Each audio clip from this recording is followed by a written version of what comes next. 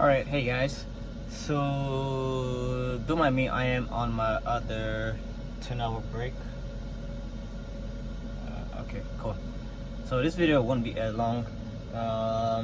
It's basically just gonna be a continuation of the other video. Yeah, the one that was before this, just a continuation of that video. That's about it. Alright, just to remember where I left off at. I was in Missouri. Yeah, trailer brakes froze. Alright, so I'm guessing I was, my trailer brakes froze. So I'm guessing I was hitting, Schneider gives you a mallet. So I'm guessing I was hitting the wrong area on my, the trailer brakes, or I was hitting the wrong one. Because remember, you have 4 trailer brakes. The 2 in the back, I couldn't really reach them because of the ice.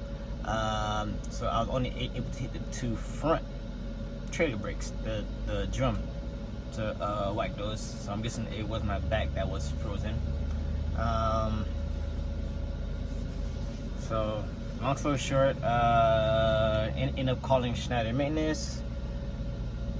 During that whole process, I had already called them. I was just waiting, and they couldn't get no one to me because of the winter storm. So that extended the time that I was just sitting there waiting. But eventually someone did came, and they was able to unfreeze the trailer brakes. And during that process, I did have another guy that was next to me, that was parked next to me. And he saw that I was trying to hit the drum brakes, and he gave me a bottle. It's kind of chill outside, which it's in the compartment outside, on the side where you keep your mallet and your gloves. So I have it there. But basically it's a compartment, but basically it's a bottle where it's for your airline antifreeze. It's about the size of a quart. You can get at truck stops, Poly J, Loves. They have it there. It's called airline antifreeze, and basically it helps to keep your airlines from freezing up. That's what it basically does. All right. So did that. I was able to move the truck a little bit more with that help. It helped, but not too much. But like I said, when the guy came and he's fixed it, and my trailer brakes was fixed, unfrozen I should say, and I was able to move. All right, so even after he fixed it because of the winter storm and the snow, and they was plowing the roads, that's another reason why I wasn't able to move, because like I said, the storm, and they were plowing the roads. So I don't want to take that chance, especially because like I said, I had a loaded trailer, tanker. So, and I was going to that truck stop, my trailer was sliding a bit. I felt it, and I saw it in the mirror. It was sliding a bit, as I said in the previous video. It was sliding, not too much. It was thankfully I was able to keep it under control and get to the truck stop. So when the roads were safe, ended up continuing on to the load, to the company to unload. All right, so I got there. The guy was not happy with me. He was frustrated. They're like, oh, he had to leave at 3 o'clock. By the time I got there, it was about just after 1. The average load takes about 2 hours from what they tell you. The average load takes about 2 hours. But I'm guessing because of the weather, the cold, wet weather, the average load does not take about 2 hours. They take a bit longer than 2 hours. Not all loads, some. So don't think all loads will take 2 hours or more. There was times where I was with my TE and we got loaded within 30 minutes and was in and out. So like I said, some loads do not even take 2 hours, but this particular load, I'm guessing because the product was frozen, it took about 4 to 5 hours. Like I said, that guy wasn't happy. I'm pretty sure if he'll probably give me a bad review. If it's not allowed that to happen, he'll probably give me a bad review. Because like I said, I was supposed to be there at the time, and like I said, that wasn't really my fault. It was, like I said, nature took its course, and that delayed me. All right, and I said, well, I was able to do that. I said the guy wasn't too happy, and to get to that area to unload, basically I had to go drive up to the next street and back in to the building. After there was a train tracks to my left, like if that truck right there, that's where that's the train track was. And I had to back in about a block down. And that's the guy out there. He was guiding me in and make sure there was no cars that was crossing when there was time to cross that street. So I had to help from the guy. But yeah. And let me see, that's about it. And oh yeah, and a side note, tips on how to help winter driving. Like I said, that air brake antifreeze is one thing that you can use.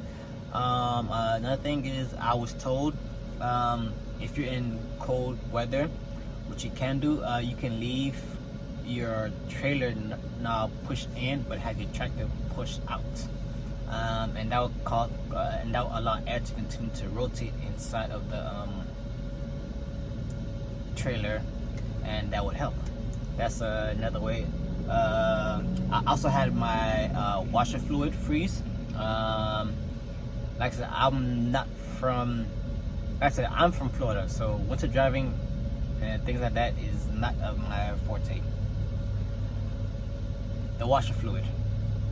Like I said, I have my cousin. He's been driving longer than me, and I said this all. And I said we're talking. Like I said, this all happened in Missouri, and I said he'll just give me tips on what I could do and preventive maintenance. Like I said, he been driving for maybe 5, 6, 7 years now on the road, OTR. So he has way more experience than I do on driving. And I said, he was the one who told me about the knob, and he also told me about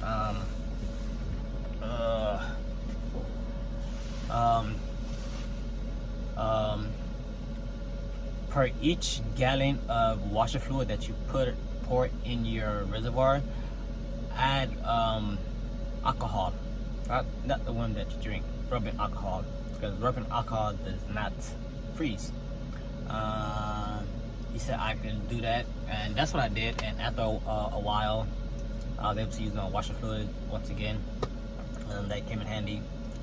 So now I have a bottle somewhere inside here of rubbing alcohol that I will keep just in case. And one thing I can suggest to buy is a Trucker's GPS.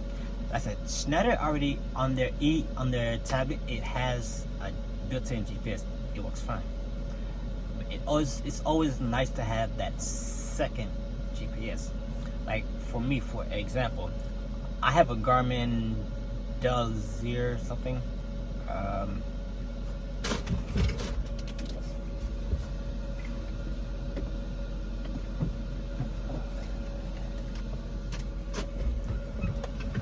This is what I have.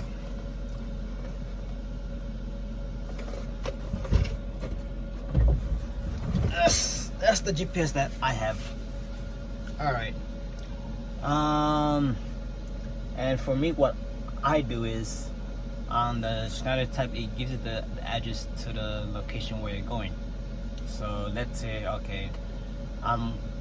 let's say you're in, South Carolina, and you have to deliver to, let's say, Florida. So like I said, for me, I would have my Garmin GPS set to the location in Florida.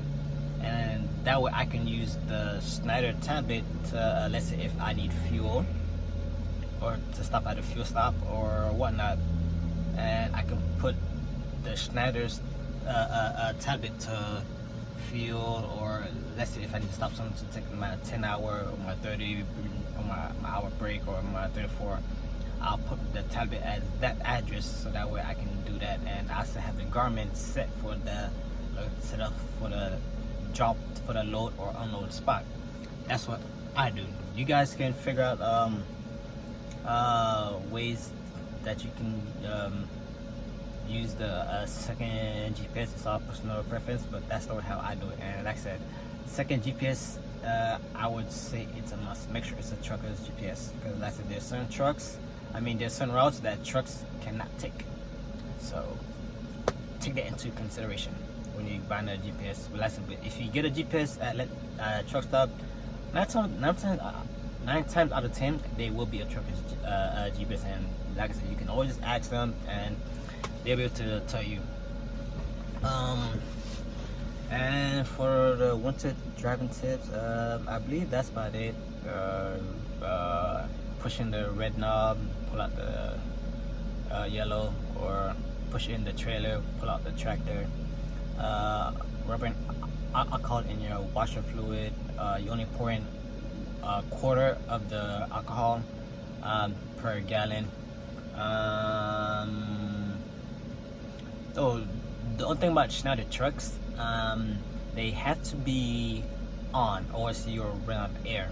So you can either leave the truck on, and so that way the truck does not cut off, but that would mess up your fuel. So that's up to you if you want to go that route. And speaking of fuel, it would be wise, don't do what I did, where I almost ran out of fuel. Don't do what I did.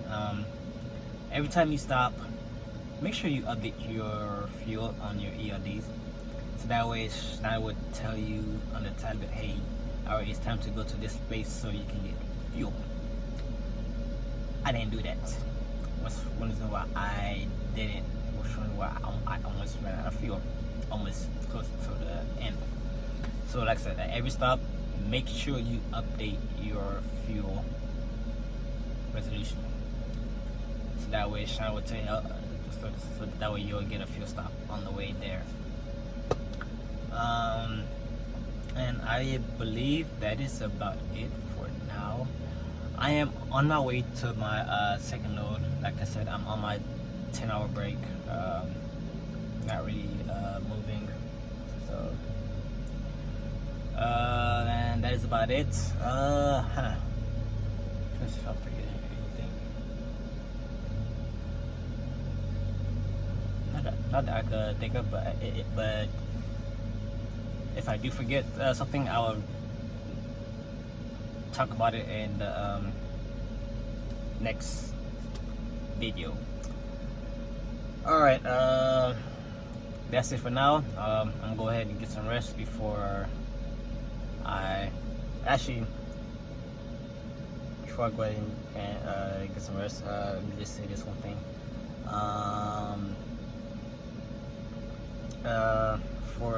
For me, for an example, since I am jet set tanker,